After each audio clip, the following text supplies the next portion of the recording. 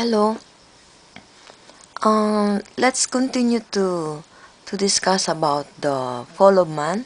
This is the second part of the divine principle. That is the main teaching of the Unification Church, founded by Reverend San Myung Moon. So, according to Reverend Moon, itong part na to ang pinakamahirap niyang nalaman or na-discover or na-receive as a revelation. He confronted the spirit world in order to find out the truth about this serpent or about the fall of man. Kasi ito yung origin of sin. Is the cause of all kinds of problems throughout the world. So, pag malaman natin kung ano yung root ng lahat ng problema sa mundo natin, then we will start to truly and fundamentally solve the problems of the world, okay? Lahat ng mga problem na nakikita natin, matusolve na natin yan pag nalaman natin yung cause or yung root of sin. So, dito, sa fall of man, according to the Bible, there are like three beings who were involved in the fall of man. Si Adam, si Eve, tsaka itong serpent. Now, in the previous part, we studied already about the two trees which represented Adam and Eve. Hindi pala siya tunay ng mga tree, yung tree of life, kundi it represents Adam, at saka yung tree of knowledge of good and evil, it symbolizes Eve. Okay, and now the serpent. Let's look at the serpent. In the Bible, we read that Eve was tempted by a serpent. Nagsalita yung serpent. So, this serpent can converse with people. Nakipag-usap siya kay Eve. Tapos, he even knew the will of God. Sabi niya, Eve, sabi pala ng Diyos sa'yo, pagkainin mo yung fruit of the tree of knowledge of good and evil, ay mamamatay ka. Actually, hindi ka mamamatay. Mabubuhay ka at mamumulat ang iyong mga mata. Ganun pa ang sabi niya. So, he knew God's will, this serpent. And this serpent, according to the divine principle, or this cannot be a serpent like na nakita natin yung mga ahas. Wala naman pong ahas na nakakapagsalita, di ba? So, just like other instances in the Bible, that like the tree representing man, and Jesus Christ said, I am the vine, you are the branches. He is representing himself as a tree. Similarly, in the Bible, the snake represents some spiritual being. Diba? Kasi ang lahat ng mga animals, wala po silang spirit to know the will of God, to understand or to comprehend something in the spirit world. So, naturally, hindi po ahas yun, hindi po yun serpent, kundi it is a spiritual being. Kaya nga sabi sa Revelation 12:9, sabi doon na the great dragon was thrown down, that ancient serpent who is called the devil and Satan, the deceiver of the whole world. He was thrown down to the earth. So, yung sinasabi palang ancient serpent na yan ay sa devil. At saka, ang pangalan niya ngayon ay devil or Satan. So, he was an angel, actually.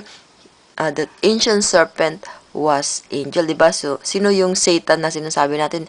It was Lucifer, diba? He was the archangel, meaning leader of the angels. So, yung serpent na yan, na nakipag-usap kay Eve, ay hindi talaga siya serpent na nandoon sa tree of, as depicted in some of our religious pictures, no? Religious photos na tungkol kay Adam and Eve and the serpent.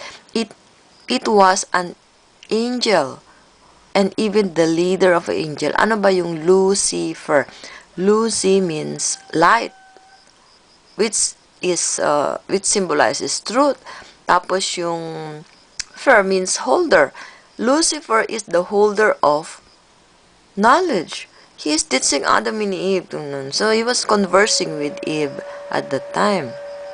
So this spiritual being is the serpent who tempted Eve to commit the sin.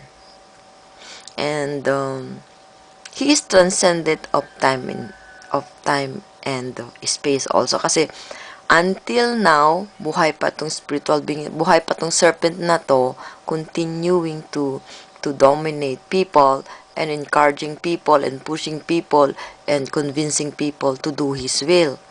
Kaya nga ang tawag sa kanya, the deceiver of the whole world. No, hanggang ngayon, dinideceive pa rin niya tayo.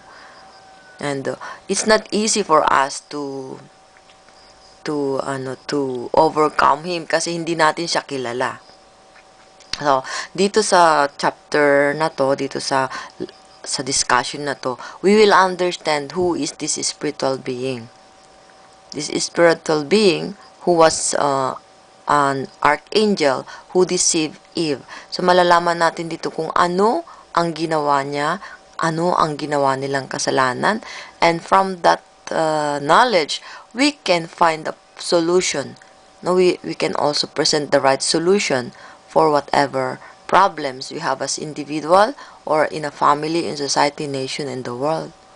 So, napaka-importante po itong lecture na itong discussion na to. If we really open our heart and our mind and really let us not be stubborn just thinking that it was a snake.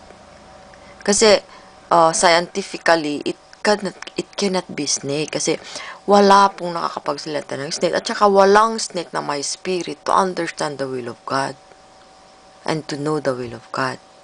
Okay, so I hope you could learn something from this. This is a very important revelation for us that the three beings, the tree of life, the tree of knowledge, good and evil, and the serpent in the Garden of Eden, they are representing Adam, Eve, and Lucifer. Okay, so I hope you continue to pray about this, pray about the divine principle, and pray about Reverend San Myung Moon. Who is he? Dahil para sa akin po, si Reverend San Myung Moon, siya po ang second coming of Christ. Actually, he is a man of God. He spent all his life searching about the truth. What is the truth behind the fall? What is the original plan of God? Everything mga ganun. Tinuro niya po yan sa atin. What's the purpose? It's all to realize the original vision of God. The vision of God before Adam and Eve fell. So, he wanted Adam and Eve to live in the kingdom of heaven, ganun, in the first chapter. But, all those purposes of God, all the hopes, and the desires, and the happy, yung kinikinita niyang kaligayahan ni Adam and Eve, ay hindi lahat natupad yan dahil dito sa kasalanan na to. So, mga kapatid ko, please, let's try to open our heart, our mind more, dahil meron po tayong maraming malalaman as we continue to discuss the chapter 2 of the divine principle, which is the fall of man. See you next video.